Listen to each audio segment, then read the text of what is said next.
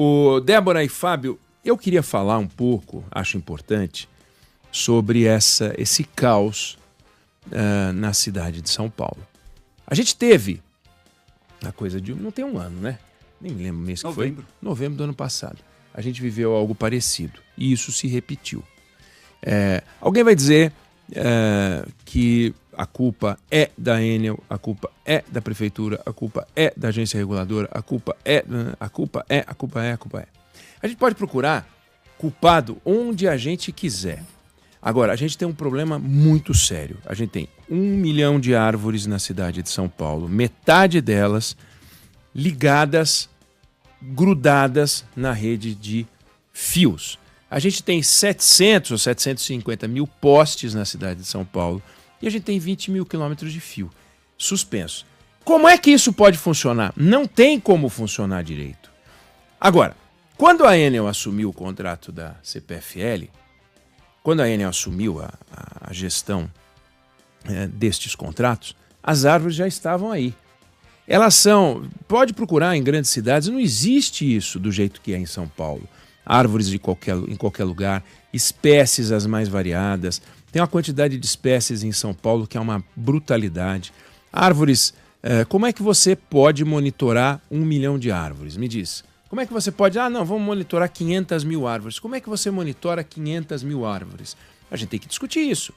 Como é que você pode ter um sistema que promete fazer o aterramento dos fios, né? O enterramento dos fios, se a gente tem 20 mil quilômetros, estão falando, vamos enterrar 200 quilômetros por ano, daria 100 anos para enterrar.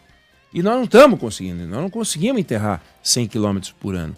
Depois, tem alguns nós que são importantes que a gente não pode deixar de discutir. Primeiro, a conta de luz no Brasil tem uma carga tributária de 50%. Em qualquer país do mundo é 10%. Então a gente tem uma conta que é cara para o consumidor final, mas metade são impostos, contribuições, tributos. A outra metade é que vai para a empresa de energia. Em qualquer país civilizado, 10% vai para o governo, 90% vai para as empresas. Então as empresas, a cada 100 dólares que elas cobram aqui, elas recebem 50. De cada 100 dólares que elas cobram em outros lugares, elas recebem 90.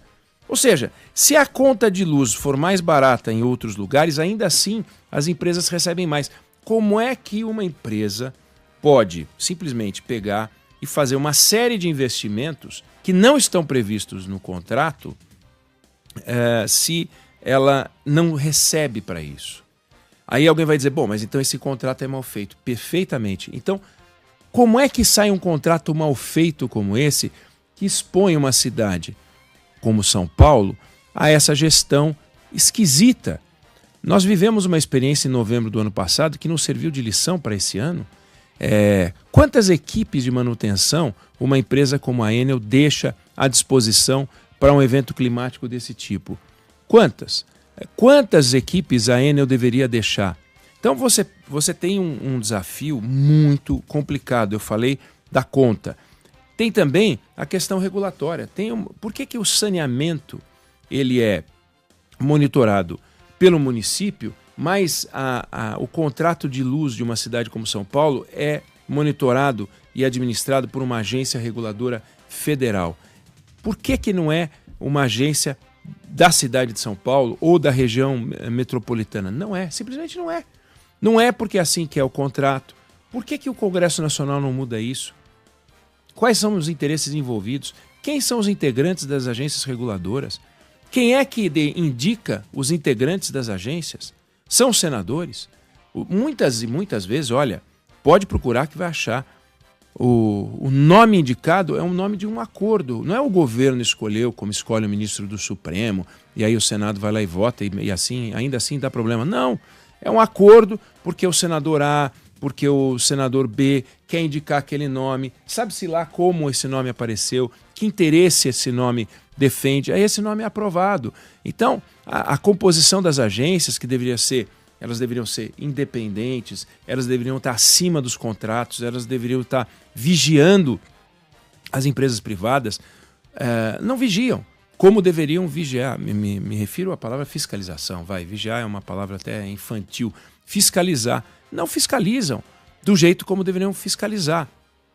O que acaba acontecendo é que as empresas têm um mando mais forte do que deveriam ter. Então são contratos mal feitos, uma fiscalização deficiente. Só que essa fiscalização, se a gente pegar, por exemplo, o contrato que regula a concessão da Enel, não imagine que esse contrato está sendo quebrado pela Enel.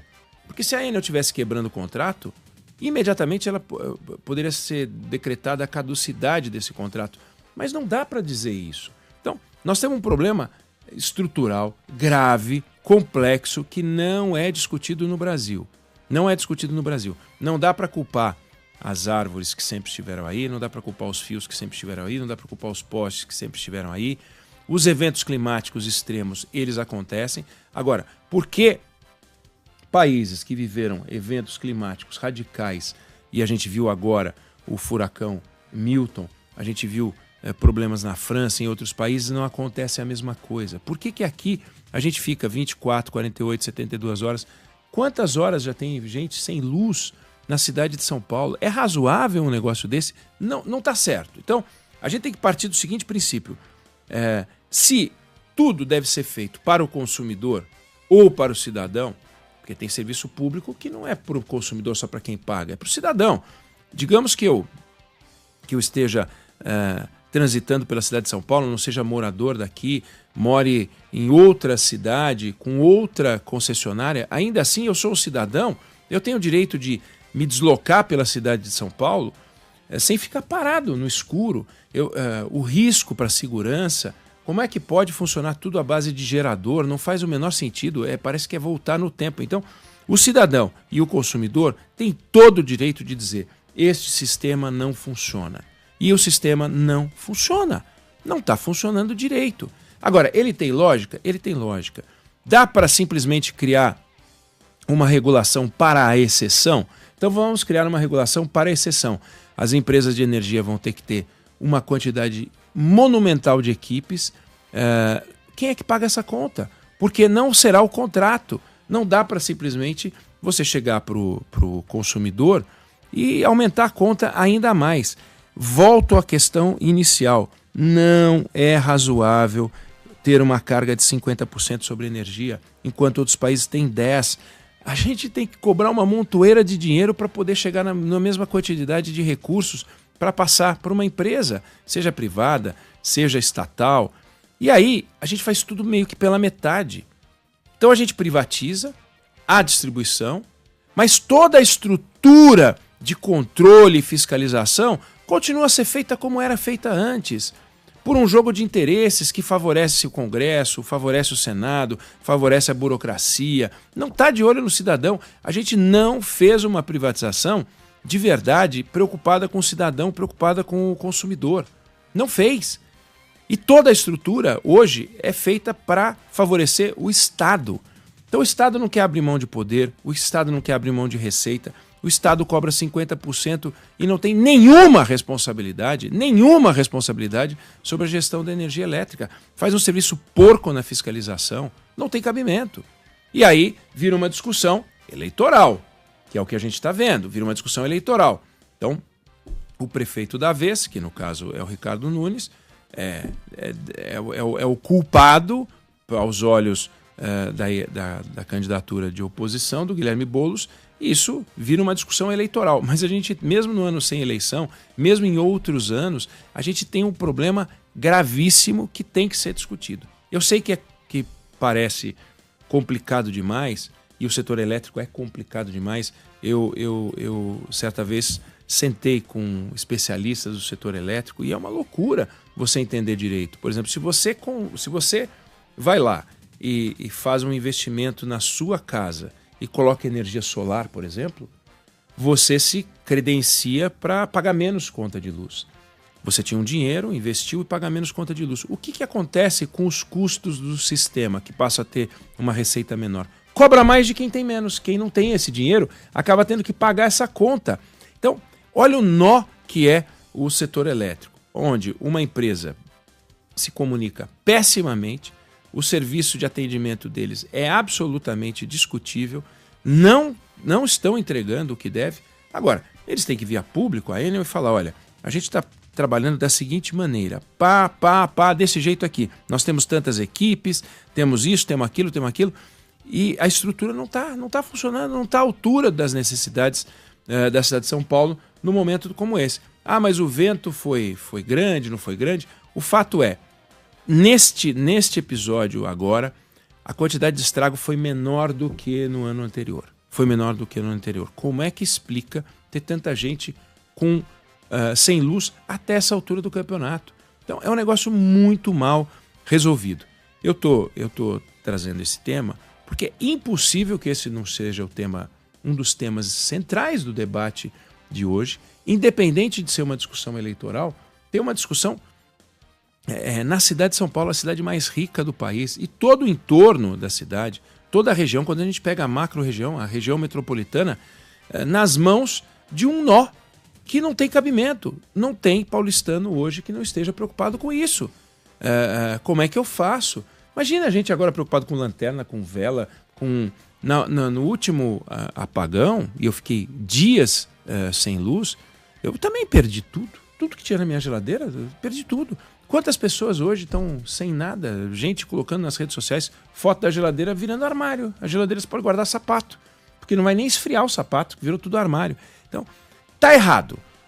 Qual é a forma de resolver? Nós só não podemos achar o seguinte: tá certo, é assim que tem que ser, e o consumidor e o cidadão tem que se virar. Não, tá errado. Tem que mudar. O que tem que mudar? Tem problema legislatório, tem problema regulatório, tem problema de gestão, vários. Nós temos que sentar e fazer com que os atores responsáveis por isso discutam para chegar numa solução, porque o que não pode é essa coisa de quinto mundo. Nós temos gente sem água no Brasil, nós temos gente sem esgoto no Brasil, são problemas estruturais. Agora, nós temos gente que tinha luz. Não é que nós estamos querendo iluminar lugares onde não tinha luz. Nós temos todo mundo que está reclamando tinha luz, de repente a luz apagou. Isso não pode ficar do jeito que está. Essa estrutura, do jeito que está funcionando hoje, está errada. Nós temos que discutir e temos que avançar. Não sei se você concorda ou discorda, mas essa é a opinião que eu tenho sobre o assunto.